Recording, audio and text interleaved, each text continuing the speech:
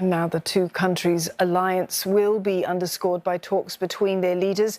US President Joe Biden will welcome Japan's Fumio Kishida to the White House. That's tomorrow. Our Washington correspondent, Jagruti Dave, takes a look at what we can expect from that meeting. Fumio Kishida will end his whirlwind tour of select G7 nations here in Washington, D.C. tomorrow.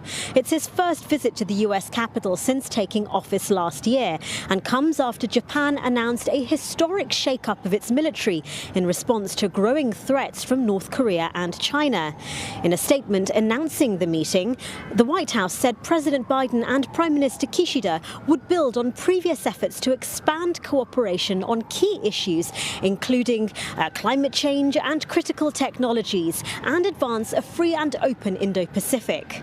Earlier, I spoke to Christopher Johnstone, a senior advisor and Japan chair at the Center for Strategic and International Studies here in Washington, D.C. He told me that regional defense was likely to be at the forefront of their discussions. North Korea, of course, continues to test missiles of various types. The prospect of a seventh nuclear test really at any time. China continues really robust and dramatic military modernization program, applying pressure on Taiwan and on other actors in the region.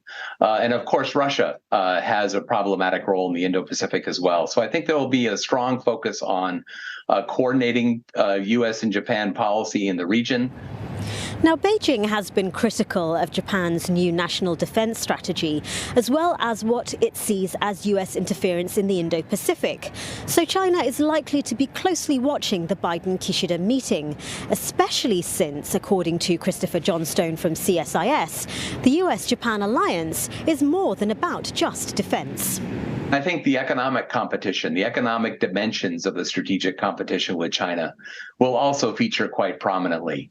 And in particular, this issue of controlling sensitive dual-use technologies.